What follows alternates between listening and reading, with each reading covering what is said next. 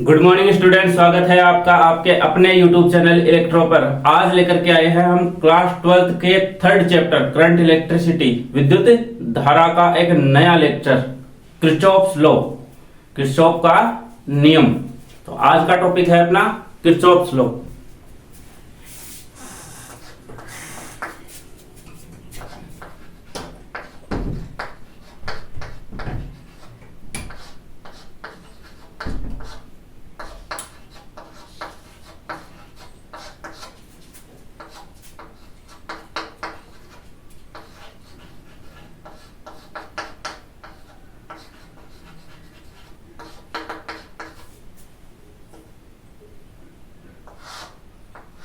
Kirchhoff का नियम। Kirchhoff का नियम को अपन पढ़ने से पहले कुछ इसके अंदर कुछ डेफिनेशन आएंगी, कुछ वर्ड्स आएंगे, उनकी डेफिनेशन अपन लिख लेते हैं। तो कुछ शब्द है जिनकी परिभाषा अपन यहाँ पहले पढ़ लेते हैं। उसके बाद अपन किरचॉफ के दो नियम दिए हैं किरचॉफ ने, तो दोनों नियमों को अपन बारी बारी करके पढ़ने वाले हैं। तो पहले इससे रिलेटेड जो शब्द है उनकी डेफिनेशन अपन यहां देख लेते हैं। पहला आता है विद्युत परिपथ। विद्युत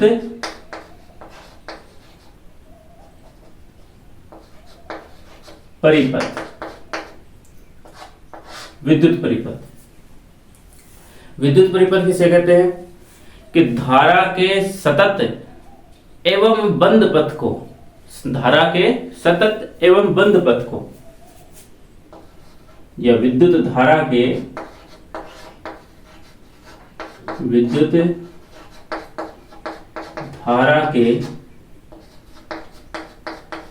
सतत एवं बंद पथ को परिपथ कहा जाता है। परिपथ कहा जाता है कि विद्युत धारा के सतत एवं बंद पथ को क्या कहा जाता है? परिपथ कहा जाता है। अगला आता है जाल, नेटवर्क। नेटवर्क क्या? नेटवर्क देखो, नेटवर्क है कि ऐसी व्यवस्था जिसके अंदर विद्युत स्रोत हो और कई विद्युत उपकरण क्या हो, जुड़े हो। विद्युत उपकरण जैसे संधारित्र हो गया, प्रतिरोध हो गई, प्रेरकत्व हो गया, ये सब मिलकर के क्या बनाते हैं? जाल बनाते हैं या नेटवर्क बनाते हैं। तो क्या लिखेंगे? ऐसी व्यवस्था जिसमें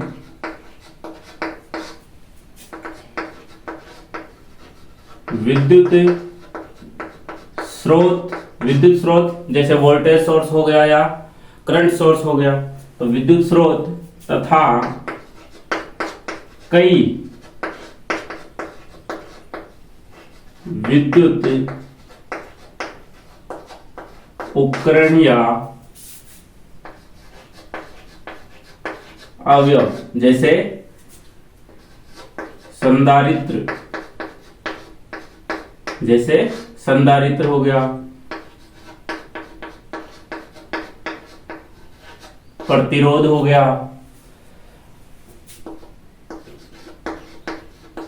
प्रेरकत्व हो गया, आदि जुड़े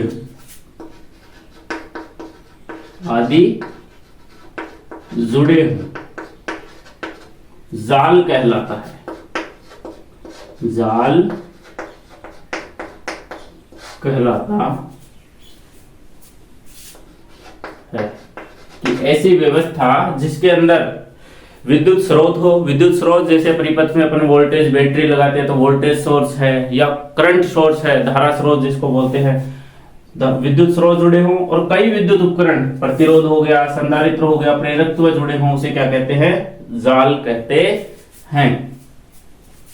अगला आता है शाखा।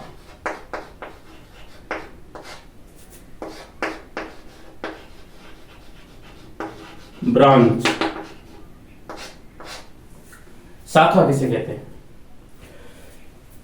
नेटवर्क की या नेटवर्क का ऐसा भाग या जाल का ऐसा भाग जिसमें धारा का मान क्या हो? कांस्टेंट हो, नियत हो। धारा का मान क्या हो? नियत हो। उसे क्या कहेंगे अपन? शाखा कहेंगे। कि जाल का ऐसा भाग जिसमें धारा का मान नियत हो। जाल का ऐसा भाग जिसमें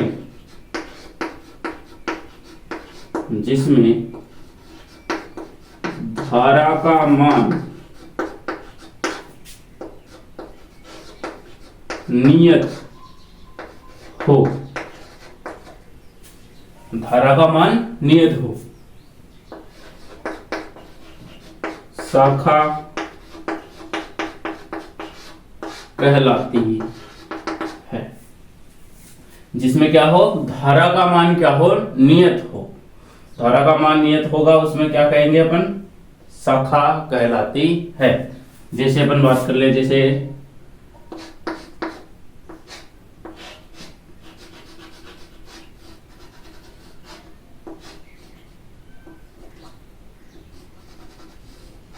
ये कोई परिपथ है, ये कोई वोल्टेज सोर्स है, तो यहां से यदि I धारा जा रही है, यहां पर जाएगी I, यहां पर मान लिया अपन I1 जा रही है, यहां से करंट I2 है, यहां से धारा I है, यहां से I1 हो गया, यहां से I2 हो गया।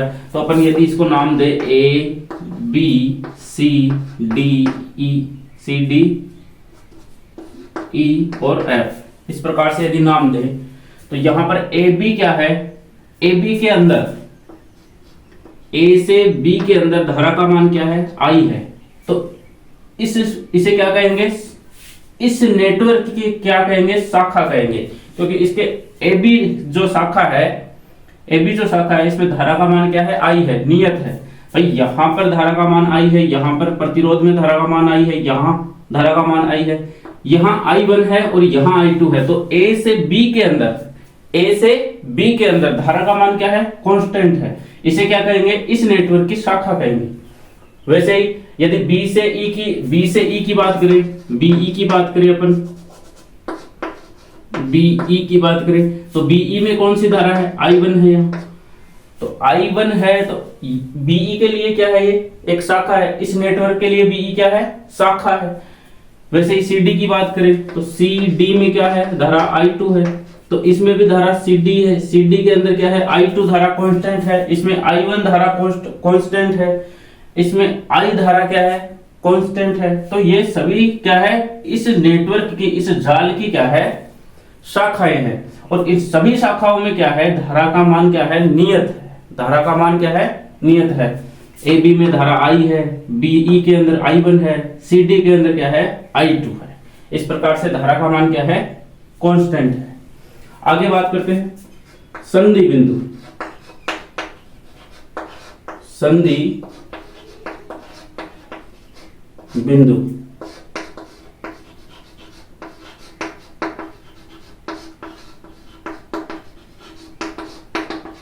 जंक्शन पॉइंट की बात करते हैं। संधि बिंदु क्या है? कि विद्युत परिपथ में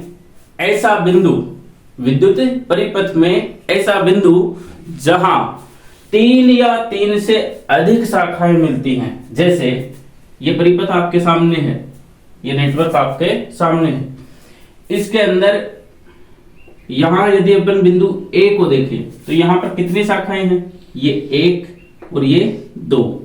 तो ये संधि बिंदु नहीं हो सकता। यदि बिंदु F की बात करें तो यहां 1 और ये 2 शाखाएं हैं, F E, और यहां पर थी AB। तो ये बिंदु F के लिए यदि अपन बात करें तो AF और EF क्या है? 2 शाखाएं हैं। तो ये क्या है? संधि बिंदु नहीं हो सकता। लेकिन बिंदु यदि B की बात करें,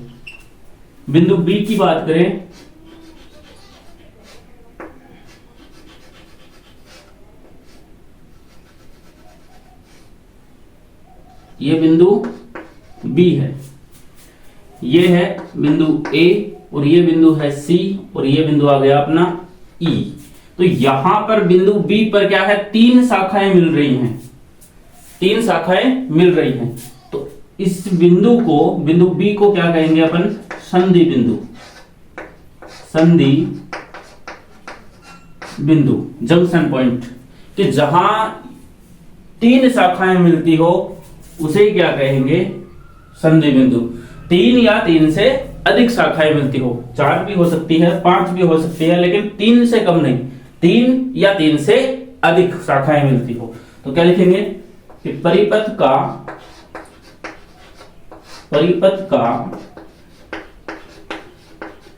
ऐसा बिंदु, परिपथ का ऐसा बिंदु जहां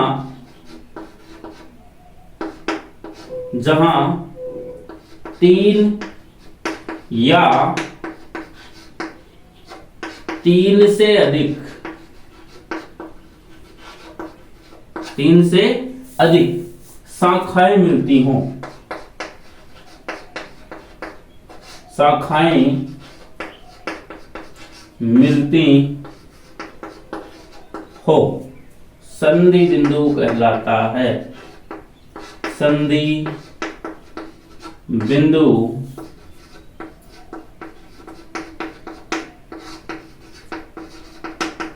कहलाता है, संधि बिंदु कहलाता है कि जहां परिपथ का ऐसा बिंदु जहां 3 या 3 से अधिक शाखाएं मिलती हों, क्या कहलाता है, संधि बिंदु कहलाता है। यहां पर ये एक शाखा है ए बी, यहां पर ये सी डी एक शाखा है, यहां ई एक शाखा है, और ये सी डी को अपने इस प्रकार से बना लिया, ये यहां पर है, यहां पर बिंदु क्या है, एक बिंदु बी क्या है, यहां पर जंक्शन पॉइंट है। यानी यदि इस परिपथ पर देखा जाए तो केवल 2 ही संधि बिंदु है, एक ये वाला बी और एक ये वाला बिंदु ई। बाकी सभी बिंदुओं पर 2 शाखाएं मिल रही हैं। बिंदु ए पर देखें तो यहां पर 2 शाखाएं हैं, बिंदु एफ पर देखें तो यहां पर भी 2 शाखाएं हैं, बिंदु डी पर देखें तो यहां पर भी 2 शाखाएं हैं, बिंदु सी पर देखें तो यहां पर भी 2 शाखाएं हैं। लेकिन यदि बिंदु बी की बात करें तो बी पर 3 शाखाएं हो गई, 1 2 और एक ये नीचे वाली 3। फिर बिंदु ई की बात करें तो 1 2 और ये एक ऊपर वाली शाखा 3। तो बिंदु इस परिपथ में 2 संधि बिंदु है। तो 3 या 3 से अधिक शाखाएं जहां मिलती है उसे क्या कहेंगे अपन, संधि बिंदु कहेंगे, जंक्शन पॉइंट कहेंगे। आगे बात करते हैं, लूप या पास। लूप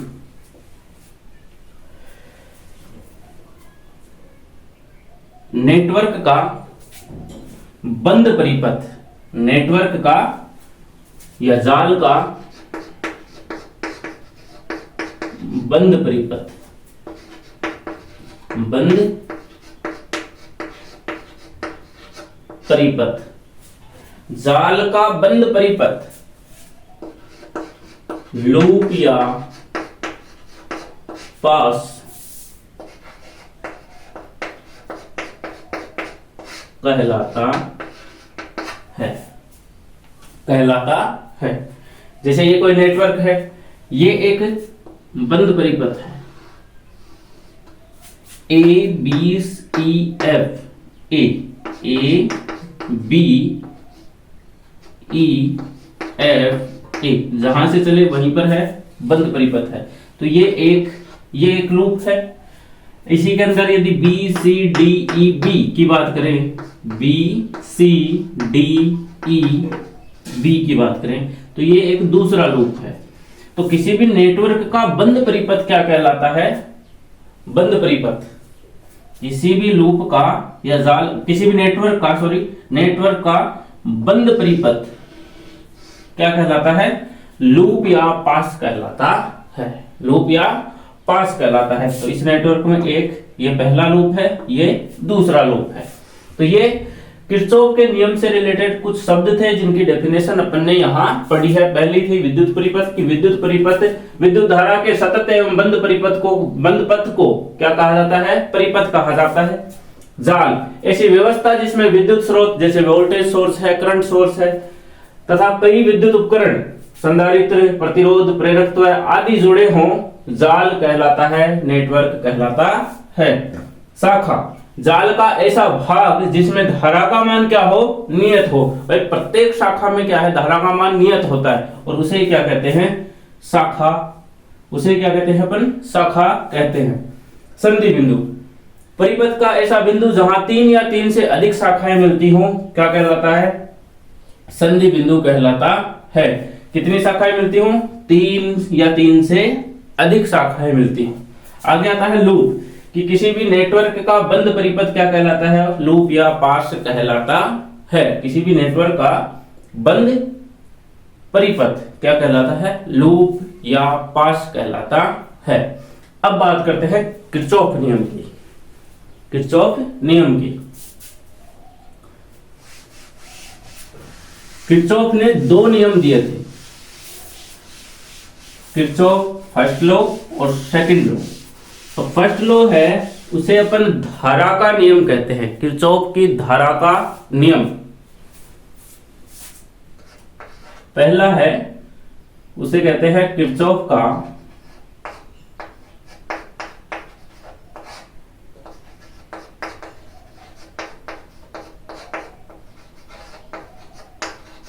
धारा नियम, या इसे ही अपन संधि बिंदु नियम भी कहते हैं। संधि बिंदु नियम, संधि बिंदु नियम कहते हैं कि किरचॉफ का धारा नियम या संधि बिंदु नियम। किरचॉफ का धारा नियम, इसको अपन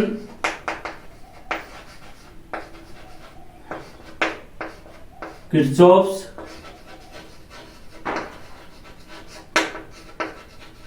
करंट लॉ बोलते हैं। तो शॉर्ट में इसको केसीएल बोला जाता है, शॉर्ट में इसको केसीएल बोला जाता है, किरचॉफ्स करंट लॉ, केसीएल। और संधि बिंदु नियम इसे कहते हैं, किरचॉफ का प्रथम नियम इसे कहते हैं, किरचॉफ का प्रथम नियम इसे ही कहते हैं। ये नाम है इसके। पहला किरचॉफ का धारा नियम, धारा नियम जिसे शॉर्टकट में अपन केसीएल बोलते हैं, किरचॉफ्स करंट लॉ। दूसरा नाम है इसका संधि बिंदु नियम और तीसरा नाम है इसका किरचॉफ का प्रथम नियम। नंबरिंग नहीं है, इसी के नाम है, फर्स्ट लॉ है, उसके ये 3 नाम है, इन्हों नामों से इसको पुकारा जाता है।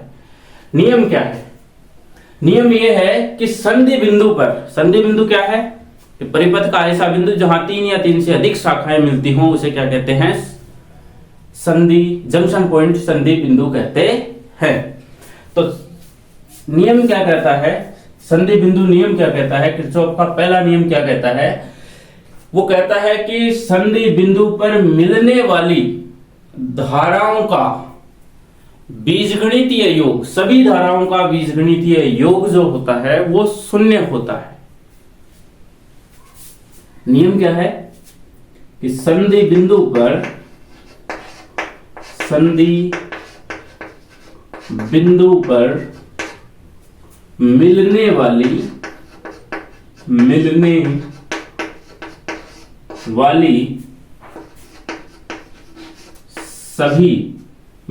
सभी धाराओं का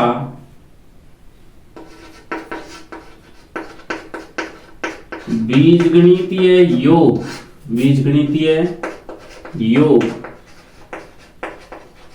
शून्य होता है, शून्य होता है। अर्थात समेशन आई बराबर 0, समेशन आई बराबर 0, समेशन आई बराबर 0। आगे बात करते हैं, इसी नियम को दूसरे तरीके से बोला गया है कि संधि बिंदु पर, संधि बिंदु पर आने वाली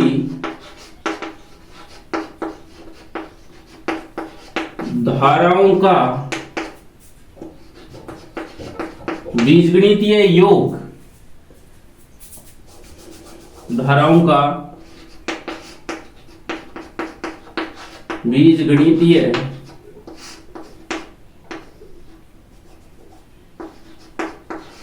योग संधि बिंदु पर आने वाली धाराओं का बीजगणितीय योग संधि बिंदु से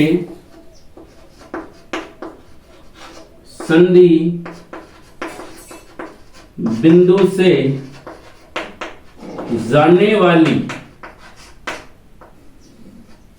संधि बिंदु से जाने वाली धाराओं के बीजगणितीय योग के समान होता है, योग के समान होता है। संधि बिंदु पर आने वाली धाराओं का बीजगणितीय योग तथा संधि बिंदु से जाने वाली धाराओं का बीजगणितीय योग क्या होता है? समान होता है। दोनों लाइनों का अर्थ एक ही है। अभी समझेंगे कि समेशन आई बराबर समेशन आई बराबर समेशन आई। यहां क्या था? समेशन आई बराबर 0, यहां समेशन आई बराबर समेशन आई ये आने वाली धाराओं के लिए,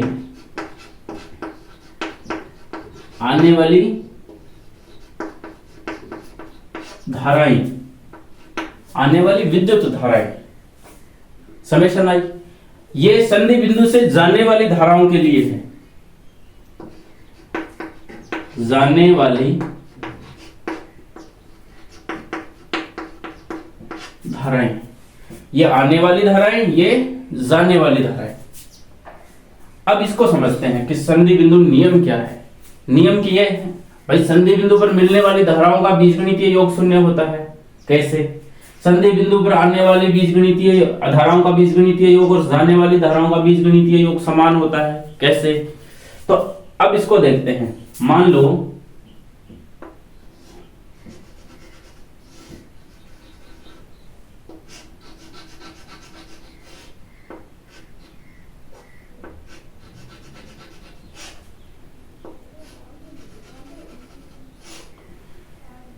ये ए, ये बी, ये सी, ये डी और ये जंक्शन पॉइंट मैंने बना दिया ओ।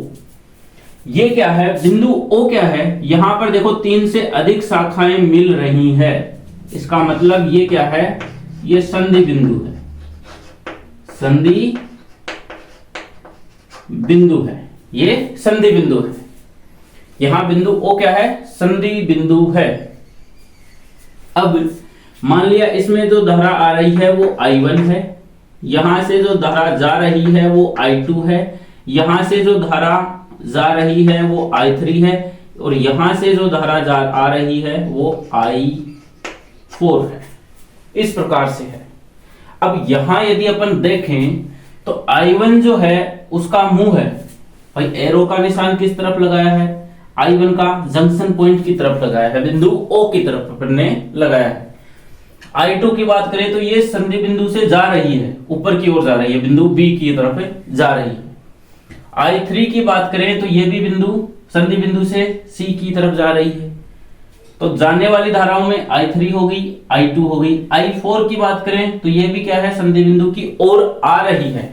तो I1 और I4 जो है वो आने वाली धारा है और I2 है और I3 जो है वो क्या है? संधि बिंदु से जाने वाली धाराएं है। तो अपन इस लाइन पर बात करते हैं पहले कि संधि बिंदु पर मिलने वाली धाराओं का बीजगणितीय योग क्या होता है? शून्य होता है। 2 लाइनें लिखी हैं, दोनों में से कोई भी नियम, कोई भी जो रूल है वो अप्लाई करो, आंसर दोनों का सेम होगा। अभी देखते हैं कैसे। पहले बात करते हैं I1, I2, I3 और I4। इसमें एक लाइन अपन और लिखेंगे कि संधि बिंदु से संधि बिंदु की ओर, भाई संधि बिंदु की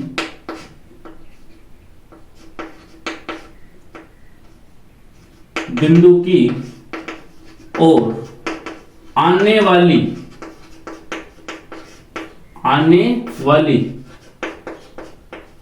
धाराओं को क्या लिखा जाता है, पॉजिटिव लिखा जाता है, प्लस साइन के साथ लिखा जाता है। भाई जो धारा संधि बिंदु की ओर आएगी उसको प्लस के साथ लिखेंगे, और जो संधि बिंदु से जा रही है उसे क्या लिखेंगे, नेगेटिव साइन के साथ लिखेंगे। तो संधि बिंदु नियम यही है कि संधि बिंदु पर मिलने वाली धाराओं का बीजगणितीय योग क्या होता है, शून्य होता है। ये इसको लिखने का तरीका है कि संधि बिंदु की ओर आने वाली धाराओं को धनात्मक लिखा जाता है, और संधि बिंदु से जाने वाली धाराओं को, जाने वाली धाराओं को ऋणात्मक, नेगेटिव लिखा जाता है, नेगेटिव लिखा जाता है। तो अपन इस पर बात करते हैं। अब यहां देखो I1 जो है वो जंक्शन बिंदु की तरफ आ रहा है, तो आने वाली धाराओं को क्या लिखेंगे, धनात्मक लिखेंगे। तो इसके लिए अपन क्या लिखते हैं, यहां I1 लिखेंगे, I1 लिखेंगे, प्लस का I1। I2 की बात करें तो ये जा रही है संधि बिंदु से दूर, तो संधि बिंदु से दूर जाने वाली धाराओं के लिए क्या लिखेंगे, नेगेटिव साइन। तो I2 क्या हो गया, माइनस का हो गया, I2 क्या है, माइनस है। फिर I3 की बात करते हैं तो I3 क्या हो गया, संधि बिंदु से दूर जा रही है, दूर जाने वाले के लिए माइनस, और I4 जो है वो संधि बिंदु की ओर आ रही है, तो पास आने वाले के लिए उसके I4 प्लस का लिख दिया, और बराबर में क्या है, जीरो, बराबर में क्या है, समेशन I बराबर जीरो। तो समेशन I बराबर जीरो। ये हो गया संधि बिंदु नियम, किरचॉफ का प्रथम लॉ कि संधि बिंदु पर धाराओं का बीजगणितीय योग, इस बिंदु पर धाराओं का बीजगणितीय योग क्या होता है, शून्य होता है। जितनी धाराएं यहां से आएंगी उतनी धाराएं दूसरी शाखा में चली जाएंगी। तो इस पॉइंट पर यदि देखें तो धाराओं का जो योग होता है वो क्या होता है, शून्य होता है। कितना होता है, शून्य होता है। इसी की यदि अपन बात करें आगे बात करें, यहां पर I1 और I4 क्या है, आने वाली धाराएं हैं। तो I1 और I4, भाई यदि इस लाइन की बात करें तो संधि बिंदु पर आने वाली धाराओं का बीजगणितीय योग तथा संधि बिंदु से दूर जाने वाली धाराओं का बीजगणितीय योग क्या होता है, समान होता है। तो समान होता है तो आने वाली धाराएं कौन कौन सी है, इसमें I1 और I4, आने वाली धारा I1 प्लस I4 बराबर जाने वाली धाराएं कौन कौन सी है, I2 और I3, I2 और प्लस I3, ये और ये दोनों एक ही है।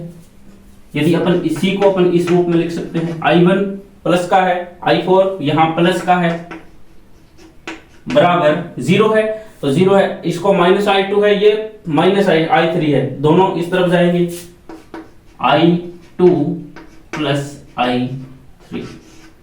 यही तो है कि आने वाली धाराएं और ये है जाने वाली धाराएं, आने वाली धाराएं, जाने वाली धाराएं। तो संधि बिंदु पर जो धाराओं का बीजगणितीय योग होता है वो शून्य होता है। दोनों में से कोई भी अप्लाई करो, आंसर दोनों का समान आएगा, सेम आएगा।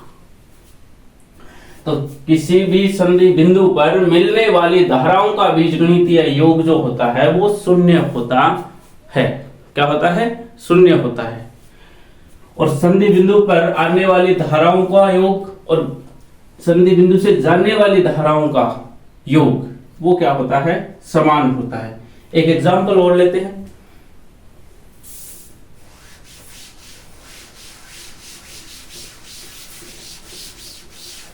एक एग्जांपल और लेते हैं ताकि संधि बिंदु नियम जो है वो एकदम क्लियर हो जाए।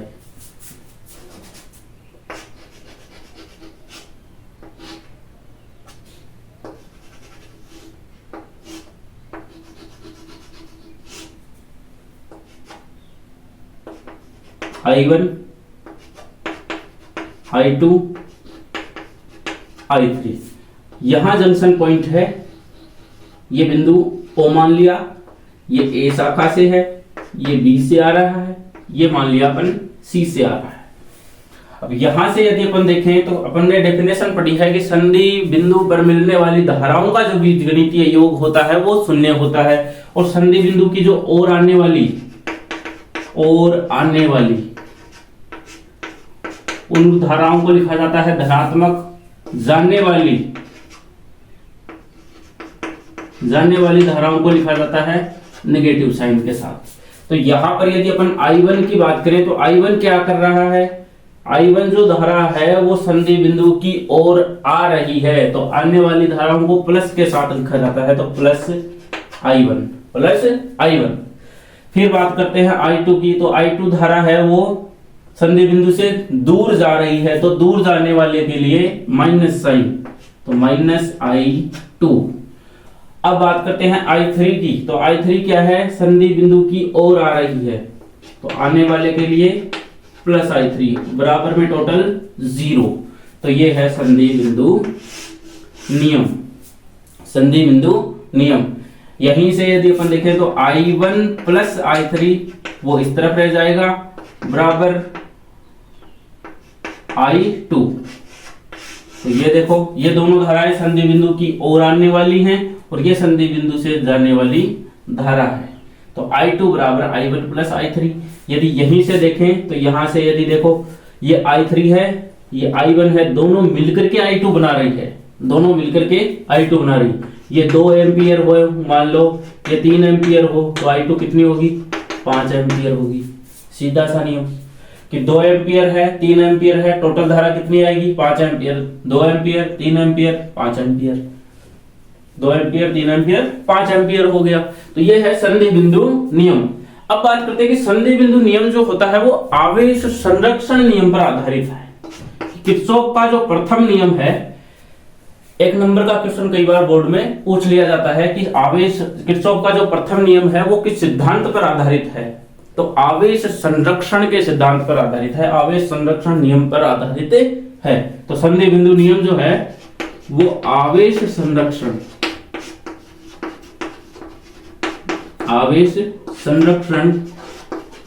नियम पर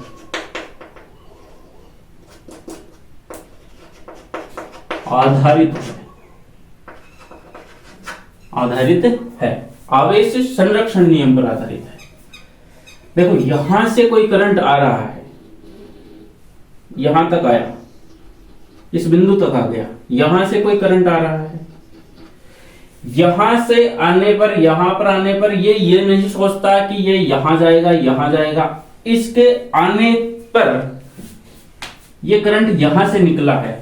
तो इन दोनों के लिए, या कहें I2 की, यदि I3 की अपन बात करें तो I3 में क्या है, यहां से गुजरने पर, संधि बिंदु से गुजरने पर उसमें कोई समय पश्चता नहीं होती। समय पश्चता शब्द देखना, समय पश्चता,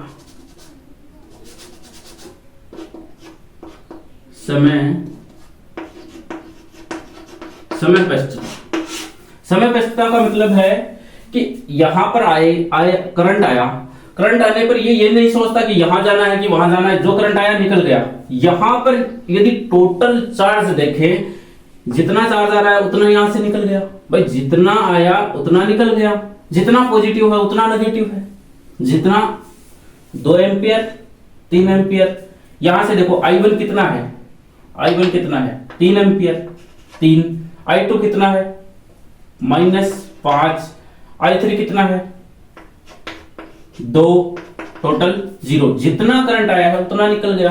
तो एक समय पश्चता का मतलब है कि यहां पर एक फिक्स टाइम पर देखें तो टोटल चार्ज कितना है, 0 है, जितना चार्ज आया है उतना निकल गया। आवेश संरक्षण नियम क्या कहता है, आवेश संरक्षण नियम कहता है कि आवेश को न तो उत्पन्न किया जा सकता है न नष्ट किया जा सकता है, आवेश का स्थानांतरण संभव है। ये आवेश का नियम है, आवेश संरक्षण नियम है। यहां से जितने चार्ज आए हैं पर सेकंड उतने चार्ज इस शाखा से निकल जाएंगे। तो ये आवेश संरक्षण नियम का पालन करता है। कौन सा नियम, किरचॉफ का प्रथम नियम, संधि बिंदु नियम, या कहें इसको किरचॉफ का धारा नियम, केसीएल। तो ये आवेश संरक्षण नियम पर आधारित है। जितना करंट आया उतना निकल गया, इसलिए तो बीजगणितीय योग शून्य है। इसमें समय पश्चता नहीं होती है कि कोई करंट आया फिर वो सोचेगा कि इस रास्ते से जाना है या इस शाखा में जाना है। जितना करंट आया निकल गया, जितना करंट आया वहीं से निकल जाता है। तो यहाँ पर जंक्शन पॉइंट पर यदि किसी टाइम पर यदि बात करें तो टोटल क्या होता है, जीरो, समेशन आई बराबर जीरो। और यही कारण है कि यह आवेश संरक्षण नियम का पालन करता है। क्यों? क्योंकि इसमें समय पश्चता नहीं होती है, जितना करंट आता है उतना निकल जाता है। तो ये था अपना संधि बिंदु नियम। अब इससे रिलेटेड एक क्वेश्चन करते हैं, पहले एक एग्जांपल देखते हैं।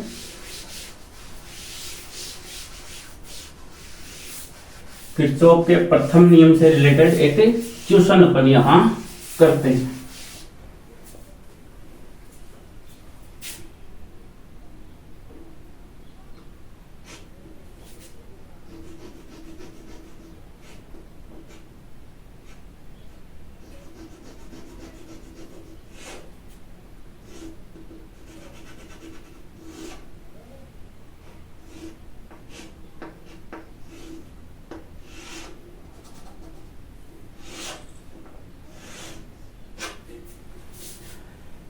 ये एक नेटवर्क आपके सामने बनाया है, परिपथ आपके सामने यहां बनाया है। मान लिया ये 4 वोल्ट की बैटरी है, ये प्लस, ये माइनस, ये 2 ओम, ये 1 ओम, ये 2। ये अपन ने प्रतिरोध यहां लगाए हैं। यहां से मान लो करंट चला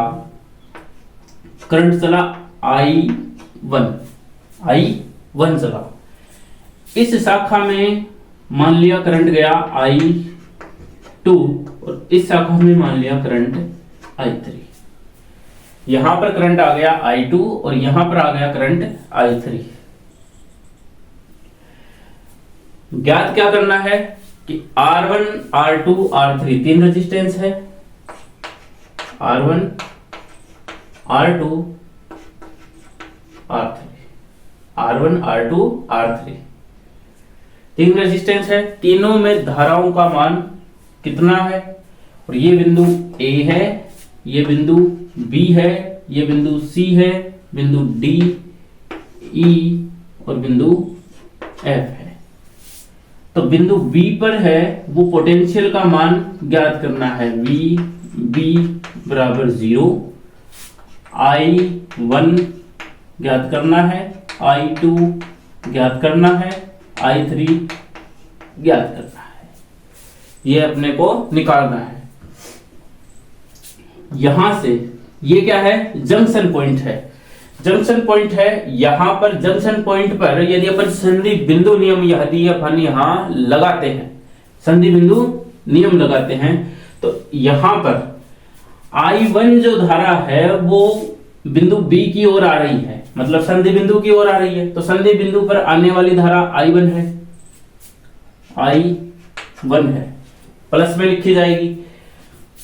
I2 जो है वो संधि बिंदु से दूर जा रही है, तो माइनस I2। I3 जो है वो भी क्या है? संधि बिंदु से दूर जा रही है, तो माइनस I3 और बराबर कितना? 0, बराबर 0। टोटल संधि बिंदु पर धाराओं का योग कितना होता है? 0 होता है। तो यहां से I1 बराबर I2 प्लस I3, I1 बराबर I2 प्लस I3। ये इक्वेशन अपन फर्स्ट यहां मान लेते हैं।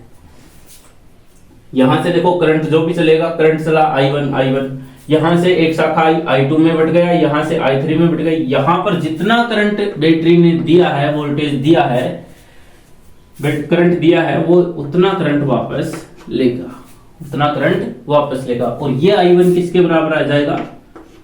I2 प्लस I3 के इक्वल, I2 और I3 के इक्वल, क्योंकि यहां से करंट I3 आ रहा है, इसमें आएगा, फिर यहां से I2 आ रहा है, ये ऐसे होते हुए यहां करंट कितना है? I2। यहां करंट कितना है? I2। यहां करंट कितना है? I3। तो यहां करंट कितना होगा? I2 plus I3। यहां करंट कितना होगा? I2 plus I3। जो किसका रूप है, I1 के लिए इक्वल आ गया। तो यहां से I1 बराबर क्या है, I2 प्लस I3। संधि बिंदु पर धाराओं का बीजगणितीय योग क्या होता है, शून्य होता है। तो शून्य होता है, इसलिए I1 को प्लस लिखा है, I2 को माइनस, I3 को माइनस लिखा है, क्योंकि ये संधि बिंदु से दूर जा रही हैं। I1 जो है वो संधि बिंदु की ओर आ रही है। तो I1 बराबर यहां से हो जाता है I2 प्लस I3। ठीक है, अब I1 बराबर, अपन I बराबर क्या लिखते हैं, ओम का नियम क्या है, I बराबर V अपॉन R लिखते हैं, I बराबर V अपॉन R लिखते हैं। तो यहां से बिंदु A पर जो पोटेंशियल है 4 वोल्ट की बैटरी है, यहां पर क्या होगा, 4 वोल्ट पोटेंशियल होगा। यहां पर क्या होगा, यहां का पोटेंशियल अपन मान लेते हैं VB, जो अपने को ज्ञात करना है। यदि यहां पर बात करें तो यहां ये वाला टर्मिनल माइनस टर्मिनल है, यदि ये 4 वोल्ट है तो ये कितना है, 0 है। यदि ये प्लस वाला 4 है तो ये कितना है, 0। तो यहां का पोटेंशियल कितना होगा, 0। यहां का पोटेंशियल कितना होगा, 0। यहां का पोटेंशियल कितना होगा, 0। ये कितना होगा, 4 वोल्ट। ये कितना होगा, 4 वोल्ट होगा। तो यहां से अपन यदि बात करें तो I1 किस शाखा में है, ए बी शाखा में है। तो ए बी शाखा में है तो यहां का potential VA minus VB upon V upon R कितना है, R1 की बात हो रही है, R1 की बात हो रही है। R1 कितना है, 2 ओम। तो यहां से VA कितना है, 4 माइनस VB की वैल्यू अपने को निकालनी है। तो R1 कितना है, 2। R1 कितना आ गया, 2 ओम। यहां से 4/2 ये 2 हो गया, माइनस ये VB बाई 2 हो गया। ये I1 की वैल्यू यहां अपने पास आ जाती है, I1 की वैल्यू आ गई। इसी प्रकार से अपन I2 निकालेंगे। I2 की बात करें, I2 कहां है, ये रहा B और C के मध्य है, VB और VC। यहां का पोटेंशियल जो है वो VC है, और VC का पोटेंशियल जो मान है 0 है। ये 0 टर्मिनल से जुड़ा हुआ है, 0 टर्मिनल से जुड़ा हुआ है। तो यहां का पोटेंशियल 0 है। तो यहां से यदि अपन लिखें तो VB minus VC upon R2। यहां से VB माइनस 0 अपॉन R2 का मान कितना है, 1 ओम। तो यहां से कितना आ जाएगा, VB। I2 कितना आ गया, VB आ गया। I3 की बात करें, I3 की बात करें तो I3 कहां है, ये रहा B और E टर्मिनल के E पॉइंट के मध्य। तो VB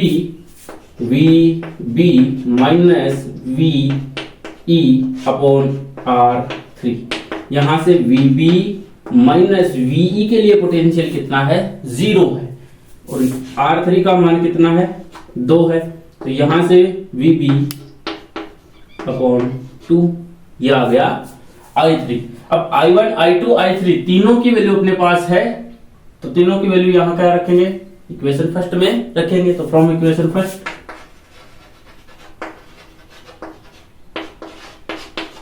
रखेंगे, I1 कितना है, VB बाई 2, फिर बराबर I2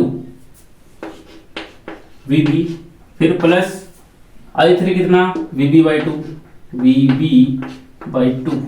यहां से ये VB बाई 2 माइनस का है, इस तरफ जाएगा प्लस का, तो VB plus VB by 2 plus VB by 2। ये हाफ VB, ये हाफ VB कितना हो जाएगा, 1। तो ये आ जाएगा 2 बराबर VB प्लस VB। तो 2 VB और VB बराबर आ जाएगा 1 वोल्ट। 1 वोल्ट। तो VB की वैल्यू कितनी आ जाती है, 1 वोल्ट अपने पास यहां आ जाती है। तो VB का पोटेंशियल यहां कितना आ गया, 1 वोल्ट। 1 वोल्ट यहाँ आ गया। यहाँ पर 4 वोल्ट है तो यहाँ पर कितना है 1 वोल्ट है, यहाँ पर 1 वोल्ट है।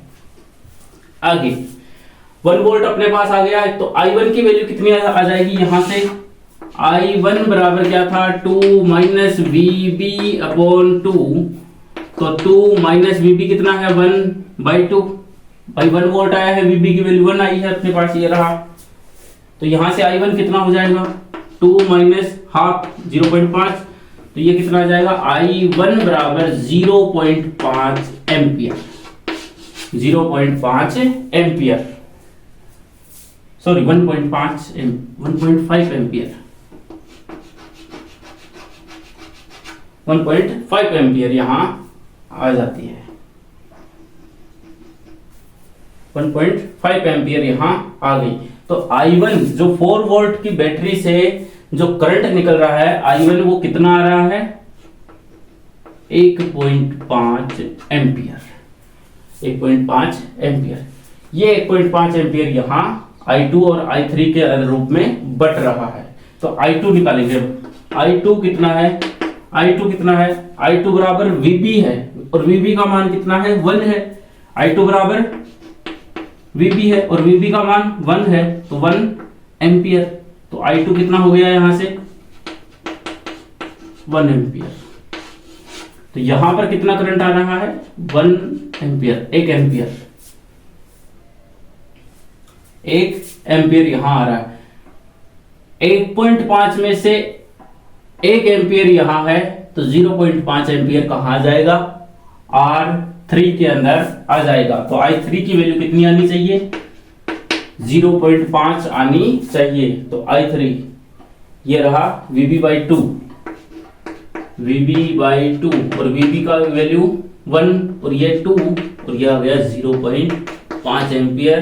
तो I3 कितना हो जाता है 0.5 एम्पियर, 0.5 एम्पियर यहां आ गया। तो ये है कि I1, I2, I3 की रेजिस्टेंस R1, R2, R3 में कितनी धारा है। तो R1 में यदि बात करें तो 1.5 एम्पियर है, R2 की बात करें तो 1 एम्पियर है और R3 की बात करें तो 0.5 एम्पियर यहां है। अब यदि देखें तो यहां पर देखो I1 कितना आया था 1.5 बराबर I2 कितना आया 1 एम्पियर प्लस टोटल धारा 1.5 बराबर 1 प्लस 0.5।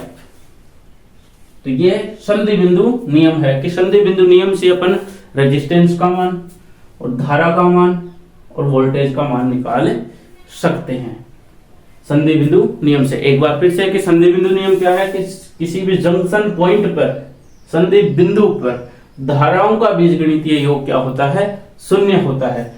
दूसरी बात करें कि संधि बिंदु पर आने वाली धाराओं को धनात्मक लिखा जाता है, आने वाली धाराओं को धनात्मक लिखा जाता है और जाने वाली धाराओं को ऋणात्मक लिखा जाता है, ऋणात्मक लिखा जाता है। यही क्या है संधि बिंदु नियम है। और संधि बिंदु नियम जो है वो आवेश संरक्षण नियम पर आधारित है, आवेश संरक्षण नियम पर आधारित है। अब दूसरा नियम देखते हैं यहां किरचॉफ का द्वितीय नियम, दूसरा नियम।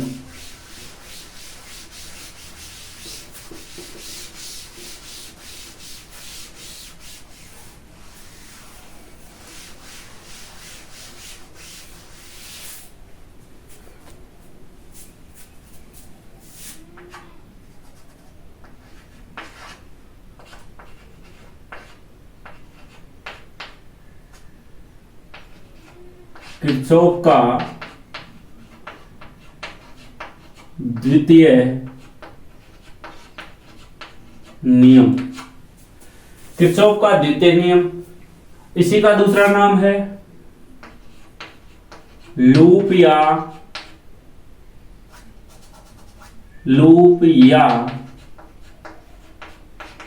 पास का नियम, लूप या पास का नियम, किरचॉफ का द्वितीय नियम या किरचॉफ का वोल्टता नियम, वो था धारा नियम और ये है वोल्टता नियम। किरचॉफ का वोल्टता नियम, वोल्टता नियम।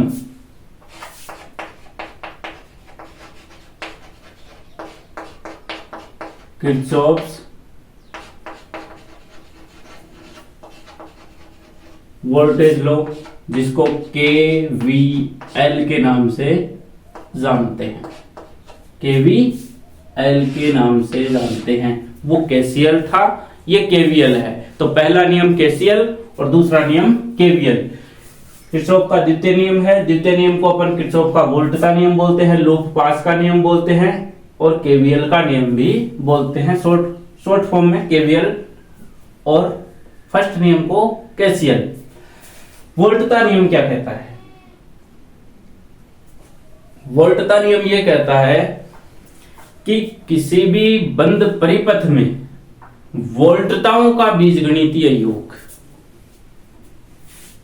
वोल्टेज जो सोर्स लगे होते हैं उनका जो बीजगणितीय योग है, या कहें कि विभवांतर जो अपन निकालते हैं, पोटेंशियल डिफरेंस अपन जो निकालते हैं, उनका जो बीजगणितीय योग है वो क्या होता है? शून्य होता है।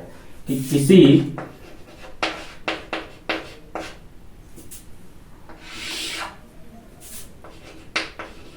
बंद परिपथ में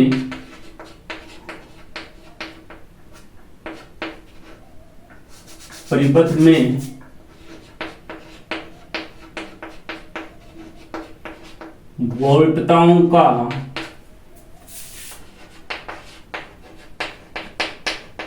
बीजगणितीय योग शून्य होता है।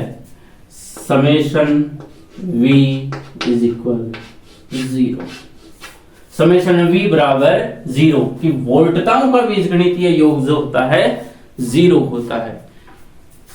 भाई समेशन V अपन ने लिखा है, और इन जितने भी वोल्टेज सोर्स लगे होते हैं उनका सभी का जो समेशन जो योग होता है, बीजगणितीय योग होता है, वो क्या होता है? शून्य होता है। इस नियम को अपन समझें, जैसे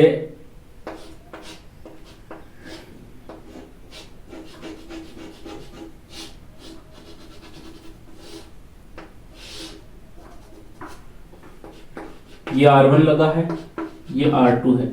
मान लिया ये 1 ओम है, ये 2 ओम है। ये 2 वोल्ट का जो बैटरी लगा दी अपन ने, ये प्लस और ये माइनस, ये विद्युत वाहक बल E अपन ने यहां लगाया है। मान लो ये E अपन ने लगाया है, कितना है? 2 वोल्ट है, ठीक है, ये लगाया है। अब वोल्टता नियम में क्या है? पाथ बहुत इंपॉर्टेंट होता है। इसमें क्या है? पाथ बहुत इंपॉर्टेंट होता है। पहली बात कि वोल्टता जो नियम है वो बंद परिपथ के लिए ही लागू होता है, केवल बंद परिपथ के लिए, केवल बंद परिपथ के लिए लागू होता है। इंपॉर्टेंट कि केवल बंद परिपथ के लिए ही लागू होता है। लेकिन किरचॉफ का जो प्रथम नियम है, प्रथम नियम बंद और खुले परिपथ दोनों के लिए लागू होता है। किरचॉफ का जो द्वितीय नियम है वो केवल बंद परिपथ के लिए लागू होता है, लूप या पास के लिए लागू होता है, इसीलिए इसको लूप या पास का नियम बोलते हैं या कहते हैं। किसी भी बंद परिपथ में वोल्टताओं का बीजगणितीय योग जो होगा वो शून्य होगा। यहां पर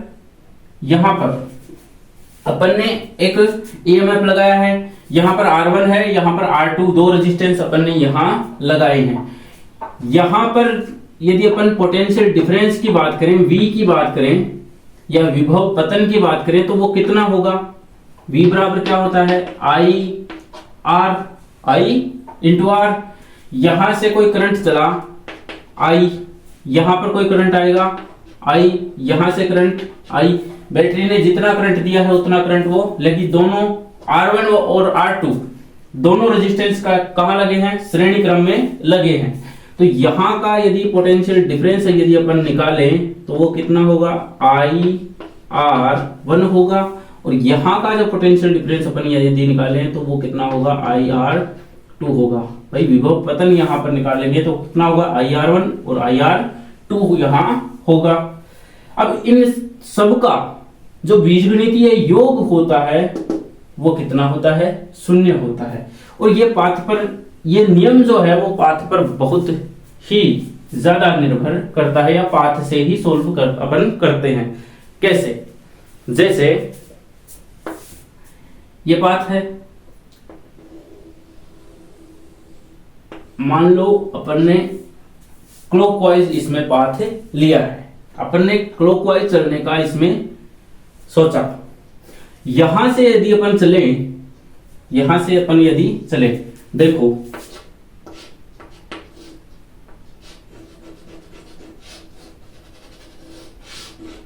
ये E है, ये R1 है, ये R2 है। यहां से चले, यहां चले, यहां चले, फिर यहां आ गए। चलने की जो दिशा है वो क्या है, क्लॉकवाइज है, क्लॉकवाइज है। ये बिंदु A, ये बिंदु B, ये बिंदु C और ये बिंदु D। तो क्लॉकवाइज एक बंद पाथ क्या है, बंद पाथ यदि अपन चुनेंगे तो कैसे चुनेंगे, A B C D, A B C D। बंद कब होगा, जब फिर से अपन कहां आएंगे, A पर आएंगे, A पर आएंगे। तो बंद पाथ के लिए अपन ने नाम क्या लिखा, A B C D A। ये पहला पाथ अपने हो गया।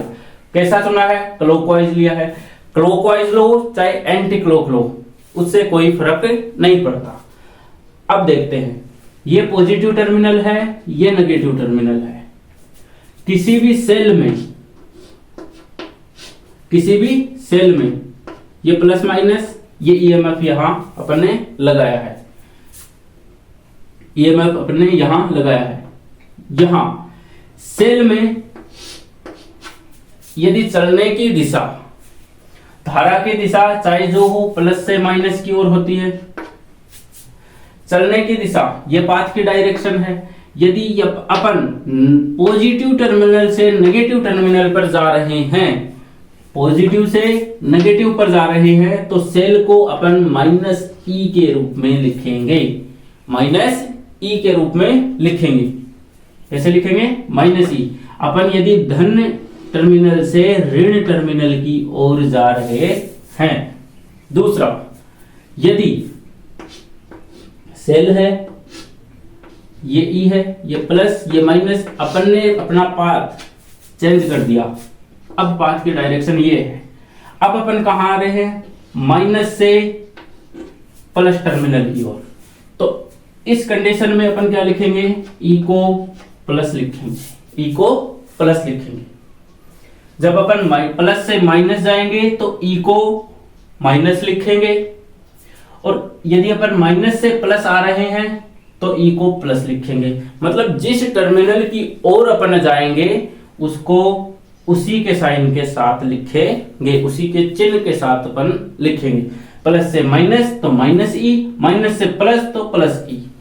पाथ के अकॉर्डिंग ही वो साइन होगा, पाथ के अकॉर्डिंग होगा। मतलब पाथ में जो साइन अपन आगे चल करके इस इलेक्ट्रोड का या इस सेल का जो टर्मिनल है वो लेने वाले हैं। जैसे इसमें चले तो यहां पर अपन पहले नेगेटिव आया फिर पॉजिटिव आया, तो अपन कहां से कहां गए, नेगेटिव से पॉजिटिव गए हैं। तो यहां पर जो ई लिखा जाएगा वो पॉजिटिव ई लिखा जाएगा, प्लस में लिखा जाएगा। अब अपन बात करते हैं रेजिस्टेंस की, आर की। ये आर है, मान लिया ये R1 है, यहां पर धारा की दिशा ये है, इसमें धारा की दिशा इस प्रकार से है। धारा की दिशा ये है, अपन ने पाथ ये लिया, ये धारा की दिशा है, ये पाथ की दिशा है। यदि धारा की दिशा, प्रतिरोध की बात हो रही है, प्रतिरोध में यदि धारा की दिशा और पाथ की दिशा जो अपन ने चुना है एंटी क्लॉक या क्लॉकवाइज, तो प्रतिरोध में धारा की दिशा और पाथ की दिशा दोनों यदि समान हो तो विभव पतन के रूप में यह लिखा जाता है -IR। किसके साथ लिखा जाता है? माइनस साइन के साथ IR लिखा जाता है। पोटेंशियल डिफरेंस क्या लिखा जाएगा? माइनस लिखा जाएगा, माइनस लिखा जाएगा। वहीं यदि ये रेजिस्टेंस है, धारा की दिशा वही है, पाथ की डायरेक्शन जो है अपन ने चेंज कर दी, पाथ की डायरेक्शन अपन ने चेंज कर दी। अब धारा की दिशा, I की दिशा और पाथ की दिशा दोनों एक दूसरे के विपरीत है। जब विपरीत होंगे तो +IR लिखा जाएगा, +IR लिखा जाएगा, +IR लिखा जाएगा। यहां पर सेल के अंदर धारा को नहीं देखते, उसके इलेक्ट्रोडों को देखते हैं, उसके टर्मिनल देखते हैं कि अपन प्लस से माइनस टर्मिनल की ओर गए हैं या माइनस से प्लस टर्मिनल की ओर गए हैं। तो सेल के अंदर यदि अपन प्लस से माइनस जाएंगे तो -E लिखेंगे और यदि माइनस से प्लस जाएंगे तो +E लिखेंगे। तो सेल में अपन धारा नहीं देखते हैं, केवल टर्मिनल देखते हैं, धनात्मक से ऋणात्मक गए हैं या ऋणात्मक से धनात्मक की ओर गए हैं। दूसरी बात कि रेजिस्टेंस के अंदर अपन धारा और अपने पाथ को देखते हैं, धारा और पाथ की डायरेक्शन दोनों एक ही है, तब तो -IR यहां क्या है? -IR लिखा जाएगा। कब? जब धारा की दिशा और पाथ की दिशा, जैसे यहां R1 में धारा की दिशा ये है, पाथ की दिशा भी अपनी यही है, तो यहां पर जो लिखा जाएगा वो IR1 लिखा जाएगा और वो भी माइनस के साथ। फिर यदि धारा की दिशा और पाथ की दिशा दोनों एक दूसरे के विपरीत है, विपरीत हो गए तो +IR आएगा, +IR आएगा। ठीक है, तो ये थे कुछ नियम, वोल्टता नियम से संबंधित इसके नियम, इसको लिखने के नियम।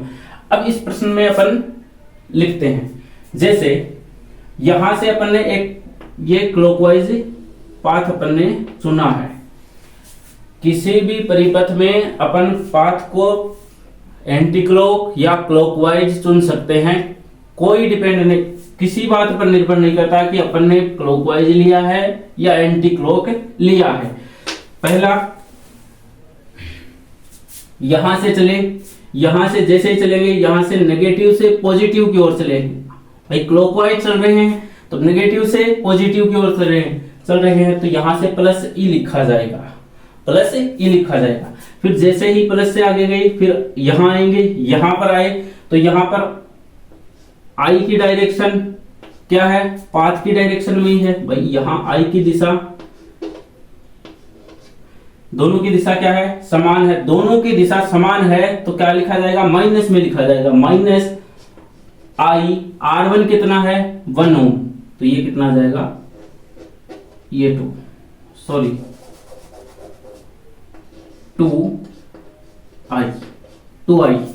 2I। भाई R1 की वैल्यू कितनी है? ये 2 कैसे आ रहा है बीच से?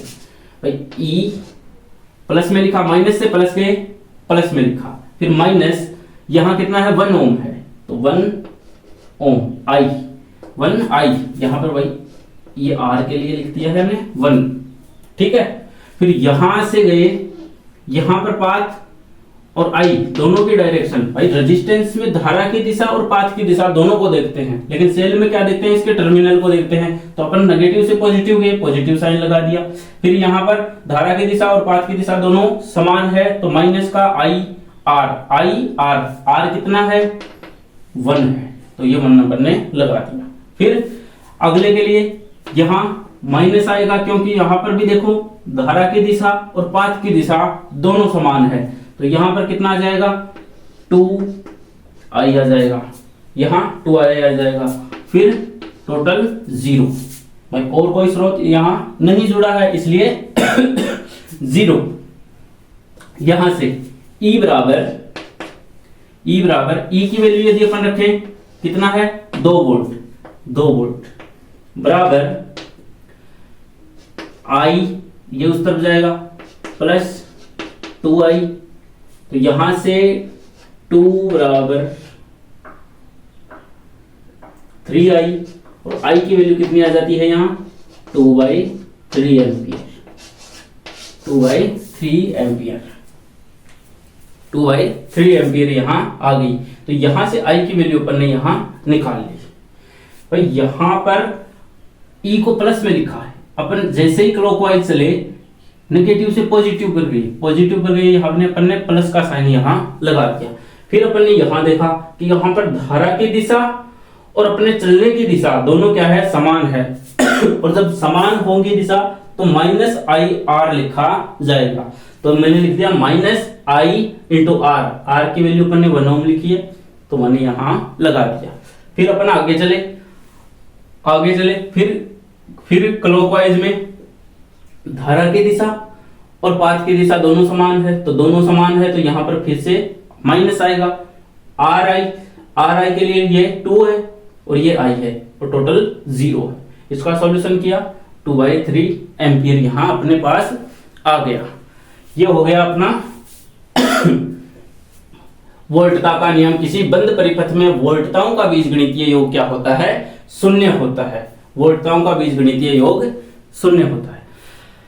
पहला नियम जो था वो आवेश संरक्षण नियम पर आधारित था। पहला नियम जो है वो आवेश संरक्षण नियम पर आधारित है। और दूसरा नियम जो है वो ऊर्जा संरक्षण नियम पर आधारित है। ऊर्जा संरक्षण नियम पर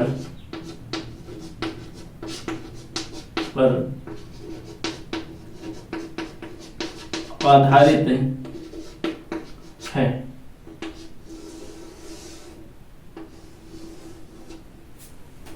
दूसरा नियम जो है वो ऊर्जा संरक्षण नियम पर आधारित है। किरचॉफ का पहला नियम जो है वो आवेश संरक्षण नियम पर आधारित है। ऊर्जा संरक्षण नियम पर कैसे आधारित है? भाई आवेश संरक्षण पर नियम पर आधारित था क्योंकि वहां पर समय पश्चता नहीं थी, जितना करंट आया उतना करंट चला गया। संधि बिंदु पर की बात कर रहे हैं कि संधि बिंदु पर धाराओं का बीजगणितीय योग 0 होता है। जितना करंट संधि बिंदु पर आएगा उतना करंट वहां से निकल जाएगा। तो टोटल बीजगणितीय योग जो है धाराओं का वो 0 था। यहां पर आवेश जितना आवेश आया था उतना 0 था। अब यहां ऊर्जा संरक्षण नियम पर आधारित है। तो मान लो यहां पर अपन ने यहां से चलना शुरू किया, ये बिंदु A, ये बिंदु B, ये बिंदु C और ये बिंदु D। अपन ने पाथ क्या लिया है, क्लॉकवाइज लिया है। क्या लिया है, क्लॉकवाइज। और पाथ क्या लिया है, A से B गए, B से C, फिर C से D और D से फिर से A। भाई बंद पथ सुनना है तो फिर से A पर आएंगे। तो A B C D A से A पर, ये क्या है, एक बंद पथ है।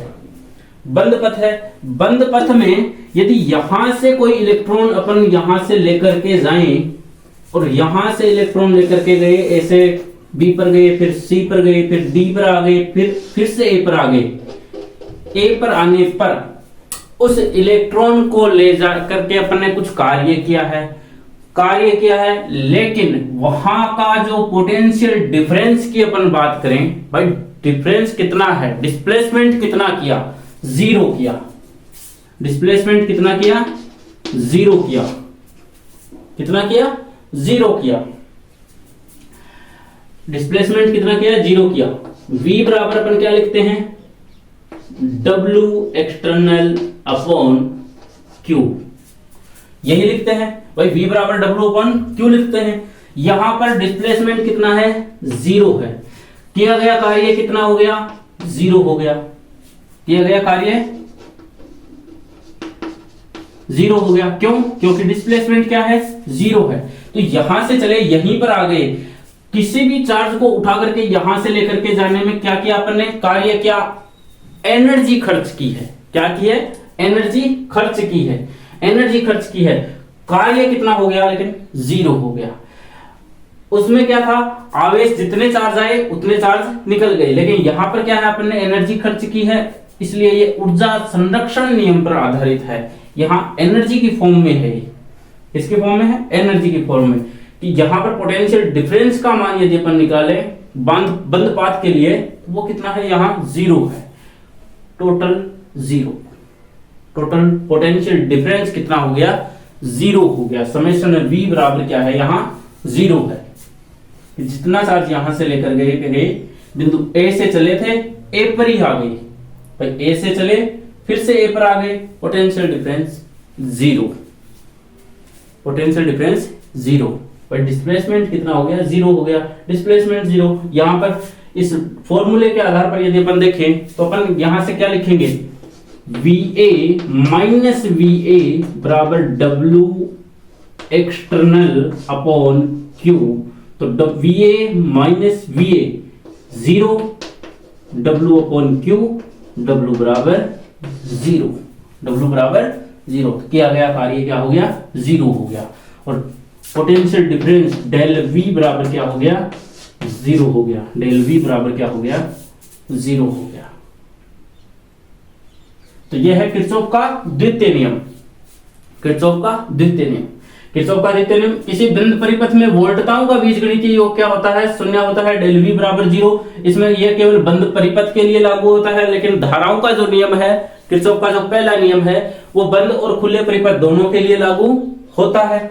और वहीं अपन यदि इस पाथ की बात करें तो पाथ को लिखने का जो तरीका है, इस लूप में जो पोटेंशियल डिफरेंस को जो लिखने का तरीका है वो क्या है कि सेल में अपन टर्मिनल देखते हैं कि यदि धनात्मक से ऋणात्मक जाएंगे तो माइनस ई लिखेंगे, और यदि ऋणात्मक से धनात्मक की ओर आएंगे तो प्लस ई लिखेंगे। वहीं यदि रेजिस्टेंस की बात करें, प्रतिरोध में अपन धारा और पाथ दोनों को देखते हैं, सेल में धारा की दिशा को नहीं देखा जाता है, केवल टर्मिनल देखे जाते हैं।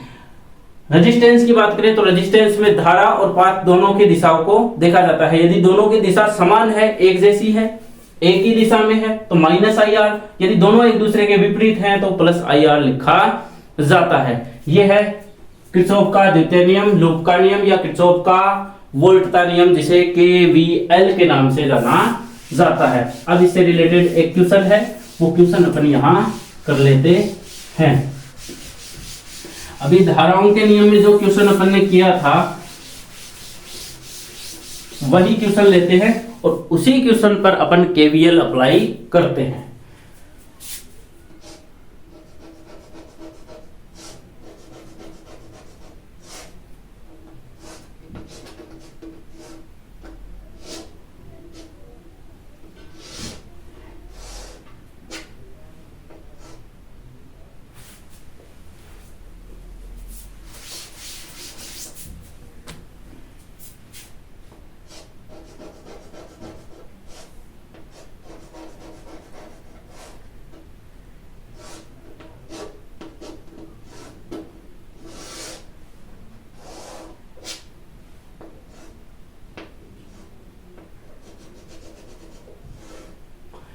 ये 2 ओम, ये 1 ओम, ये 2 ओम और ये 4 वोल्ट की बैटरी, ये प्लस टर्मिनल, ये माइनस टर्मिनल। यहां से धारा गई है I1, यहां पर धारा है I2, यहां पर जो करंट आ रहा है वो है I1 minus I2, I1 minus I2 आ रहा है। भाई अपन ने उसमें नाम दिया था, अपन ने I3 दिया था, I3 दिया था। तो यहां पर टोटल यदि धारा देखें तो ये यही तो है, I2 प्लस I3 के रूप में थी, I2 प्लस I3 के रूप में थी। तो यहां से अपन यदि इसमें I3 की वैल्यू देखें तो I3 कितनी है, I1 माइनस I2 है। भाई जो करंट यहां से निकली है I1, वही तो I2 और I3 के रूप में बटी है। तो I1 जो करंट है वो एक शाखा I2 के रूप में चली गई, और जो बाकी बचा है वो करंट कहां आएगा, इस 2 ओम प्रतिरोध में आएगा। इसे R3 बोल दे, ये R1 है, ये R2 है, ये R2 हो गया, R2 ओम। तो यहां पर कितना आ जाएगा, I1 माइनस I2 करंट आ जाएगा। यहां पर अपन KVL अप्लाई करते हैं। ये नेटवर्क अपने पास है, परिपथ है, इसमें अपने को 2 लूप दिए हैं, दिख रहे हैं। पहला ये वाला और ये दूसरा, इसको अपन यहां लिख लेते हैं I1 माइनस I2। ये करंट इस शाखा में है, ये नाम है A, ये B, ये C, ये D, ये E और ये F हो गया, ये F हो गया। पहला लूप कौन सा है? मान लो अपन D से चलेंगे तो D A B E D, D A B E D से भाई जहां से चले वहीं पर आएंगे, तब लूप परिपथ जो होगा वो बंद होगा। इसलिए पहले लूप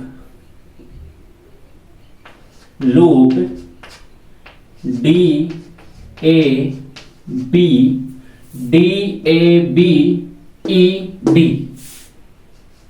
E D में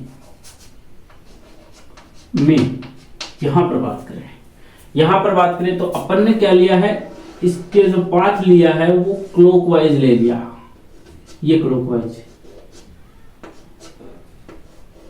D A B E D, यहां से चले क्लॉकवाइज चले। ठीक है, पहला बैटरी आएगी। सबसे पहले ये EMF आ गया अपने पास, वोल्टेज जो सोर्स लगाया है अपने, यहां से चले नेगेटिव से पॉजिटिव टर्मिनल की ओर। तो नेगेटिव से पॉजिटिव जाएंगे तो अपन ने मैंने बताया आप ये भी क्या लिखेंगे, प्लस लिखेंगे। तो प्लस का 4 अपन ने यहां लिख दिया। फिर यहां का काम हो गया, ए तक पहुंच गए भाई। यहां से यहां तक केवल एक उपकरण यहां लगा है, बैटरी अपन यहां देख रहे हैं कि इस शाखा में केवल एक उपकरण लगा है, वो है 4 वोल्ट की बैटरी। और यहां से नेगेटिव से पॉजिटिव गए हैं, इसलिए अपन ने यहां +4 लिख दिया। फिर ए से बी गए भाई, डी से ए पर आ गए, 4 वोल्ट लिख दिया। फिर यहां से ए से बी जाएंगे तो अपने देखा कि यहां पर एक R1 रेजिस्टेंस लगा है जिसका प्रतिरोध का मान है 2 ओम, और वहां पर धारा की दिशा और अपने पाथ की दिशा दोनों समान है। भाई अपन ने यहां पर धारा की दिशा और पाथ की दिशा I1 और पाथ की दिशा दोनों क्या है, समान है। और जब दोनों समान हो तो विभव पतन क्या लिखा जाता है, -IR लिखा जाता है। तो AB के लिए, यदि AB के लिए बात करें तो धारा कौन सी है, I1 है, और R कौन सा है, 1 है। तो I1 R1 है, तो यहां पर -I1 R1 कितना है, 2 ओम, और I1 तो यहां पर क्या लिखा जाएगा, -2I1 यहां प्लस आया क्योंकि नेगेटिव से पॉजिटिव टर्मिनल पर गए। बैटरी में धारा की दिशा नहीं देखा करते हैं, बैटरी में धारा की दिशा नहीं देखते, रेजिस्टेंस में धारा की दिशा और पाथ की दिशा दोनों देखते हैं। तो यहां पर नेगेटिव आया क्योंकि धारा की दिशा और पाथ की दिशा दोनों क्या है, समान है, इसलिए -2I। फिर आगे चले, बी से ई पर आ गई, बीई शाखा की अपन बात कर रहे हैं। बीई शाखा में भी देखते हैं कि दोनों जो चलने की दिशा है वही धारा की दिशा है, और धारा कितनी है, I1 माइनस I2 है, और रेजिस्टेंस लगा है R2। तो ये कौन माइनस साइन के साथ लिखे जाएंगे। तो यहां पर हो जाता है -I1 I2, R2 कितना है, 2 ओम, ये 2, तो -2I1 -I2 बराबर क्या आ गया, 0 आ गया। क्यों, क्योंकि और कोई उपकरण यहां नहीं लगा है, इसलिए ये पहला लूप का काम कंप्लीट। यहां से 4 -2I1 माइनस इसको 2I1, ये माइनस माइनस प्लस 2I2 बराबर 0। यहां से 4 -2I1 4I1 प्लस 2I2 बराबर 0। यहां से ये उस तरफ जाएगा, 4I1 प्लस -2 I2 बराबर 4। ये वाला है, इस वाले टर्म को उस तरफ लेके गए, ये माइनस का था प्लस का आ गया, ये प्लस का था ये माइनस का आ गया, ये वाला इस तरफ रह गया, ऐसा का ऐसा। यहां से यदि अपन 2 कॉमन लेके इसको काट दें तो यहां पर क्या आ जाएगा 2I1 माइनस I2 बराबर 2, I2 बराबर 2। और यदि अपन यहां पर I1 की वैल्यू निकालना चाहें तो I1 क्या होगा, I1 क्या हो जाएगा 2 माइनस I2 बाई 2, ये हो जाएगा। ये इक्वेशन अपनी फर्स्ट मान ली अपन ने कि लूप फर्स्ट से ये सॉल्यूशन अपन ने यहां निकाला है। अब बात करते हैं सेकंड लूप की। सेकंड लूप है क्लॉकवाइज चले हैं, अपन ने यहां क्लॉकवाइज चुन लिया। यहां क्लॉकवाइज चले हैं तो कोई जरूरी नहीं है कि यहां भी क्लॉकवाइज चलो, एंटी क्लॉक भी चल सकते हैं, आंसर दोनों का सेम आएगा। यहां पर क्लॉकवाइज चुने, फिर यहां से अपन ने पाथ चुना है, मान लिया ई से गए बी से गए सी, फिर एफ और फिर से ई पर, जहां से चले वहीं पर आना चाहिए, तभी लूप क्या होगा बंद होगा। तो loop E B C F E में ये आ गया। फिर यहां से चले, यहां पर देखो ई से बी के अंदर ई बी, जैसा नाम दिया है लूप में वैसे ही चलना है। पहले ई से बी, फिर बी से सी, फिर सी से एफ, फिर एफ से ई। एफ से ई नहीं होगा, यहां पर ई पर आकर के क्लोज, ठीक है।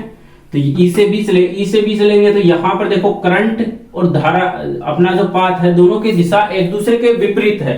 विपरीत है मतलब दोनों क्या लिखे जाएंगे, प्लस में लिखे जाएंगे। I1 minus I2 into R कितना है 2 ओम।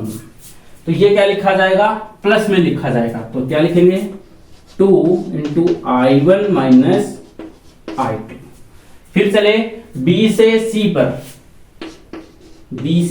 C पर, यहां पर देखो धारा की दिशा और पाथ की दिशा, धारा की दिशा और पाथ की दिशा दोनों क्या है समान है। और जब दोनों समान हो तो क्या लिखा जाता है, माइनस लिखा जाता है। यहां पर क्या आ जाएगा, ये 1 ओम का प्रतिरोध, धारा कितनी है I2, तो ये क्या लिखा जाएगा I2, ये 1 ओम है, तो यहां क्या लिखागा माइनस I2।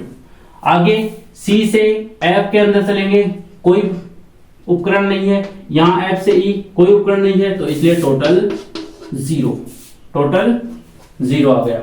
यहां से इसका solution 2I1 minus 2I2 minus I2 बराबर 0। यहां से 2I1 माइनस 2I2 3I2 बराबर 0, ये आ गया। यहां से यदि अपन I1 की वैल्यू निकाल लें, I1 की वैल्यू यहां निकाल लें, देखो यहां पर I2 है, I2 की वैल्यू यदि अपन निकालें तो ये कितना आ जाता है, यहां पर ये लिख लेते हैं। पहले I1 की वैल्यू अपन यहां निकाल लेते हैं, तो I2 बराबर क्या आ जाता है 2I1 माइनस 2, ये आ जाता है भाई 2I2 माइनस I2 आ गया।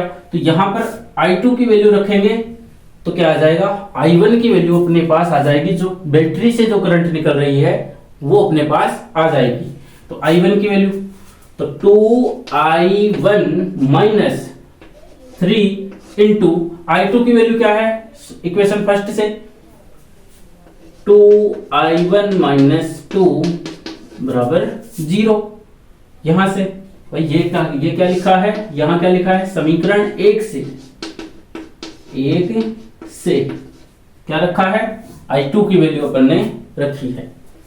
तो 2I1 माइनस 3, देखो 3 इंटू 2I, ये कितना हो गया 6I1, फिर माइनस माइनस प्लस कितना हो जाएगा 3 इंटू 2 6, ये 0, माइनस माइनस प्लस, ये प्लस माइनस माइनस, यहां से देखो ये 2i1 माइनस 6i1 कितना हो गया माइनस का 4i1, और ये प्लस के 6 है उस तरफ जाएगा माइनस का 6, माइनस माइनस कैंसिल, i1 बराबर 6/4 3/2 1.5 एम्पियर।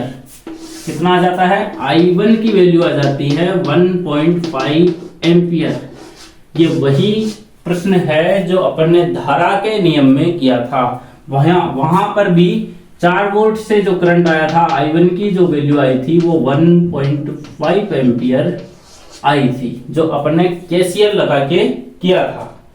KVL में i1 की वैल्यू कितनी आ गई 1.5 एम्पियर, दोनों से समान है। यहां पर i1 आ गया, अब i2 निकालेंगे। i2 की वैल्यू यहां से अपन निकाल सकते हैं समीकरण 1 से, देखो तो i2 बराबर यदि निकाले तो यहां पर i1 की वैल्यू कितनी रखेंगे 1.5 एम्पियर रखेंगे, तो ये कितना आ गया 1.5 माइनस 2, तो i2 बराबर देखो 1.5 को 2 से गुणा किया, ये 3 आ गया माइनस 2, तो i2 बराबर क्या आ गया 1 एम्पियर आ गया। i2 बराबर क्या आ गया 1 एम्पियर आ गया।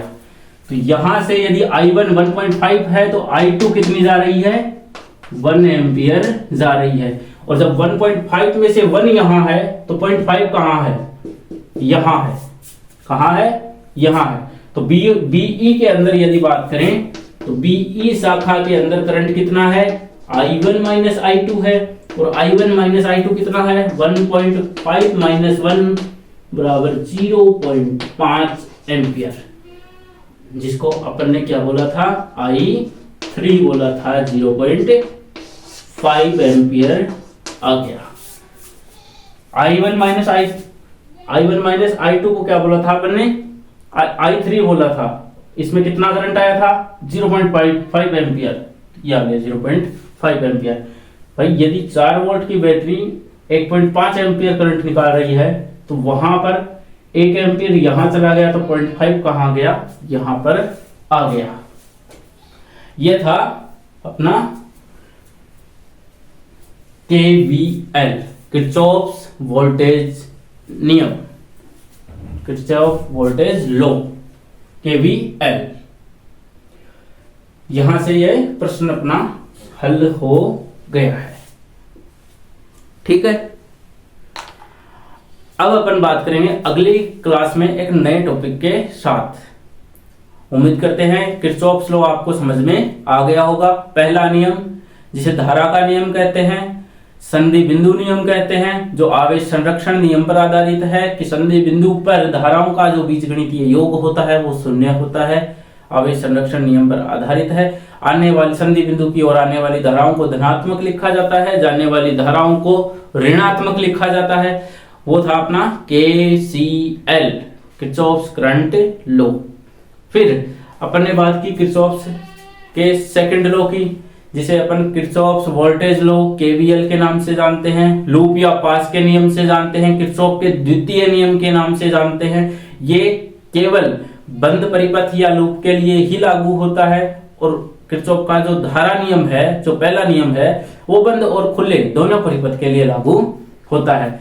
वो आवेश संरक्षण नियम पर आधारित था, ये जो है वो ऊर्जा संरक्षण के नियम पर आधारित है। इसमें जो बैटरी पर जो पाथ चुना जाता है वो बैटरी के टर्मिनल के अकॉर्डिंग चुना जाता है। जैसे अपन नेगेटिव से पॉजिटिव गए तो पॉजिटिव लिखा ई को, और यदि पॉजिटिव से नेगेटिव आता तो यहाँ पर -4 आ जाता तो माइनस साइन लिखते। फिर रेजिस्टेंस में धारा की दिशा और पाथ की दिशा दोनों देखते हैं, धारा की दिशा और पाथ की दिशा दोनों समान है तो -IR लिखा जाएगा, और धारा की दिशा और पाथ की दिशा दोनों एक दूसरे के विपरीत है तो +IR लिखा जाता है। यह था किरचॉफ का नियम। आगे बात करेंगे एक नए टॉपिक के साथ। धन्यवाद।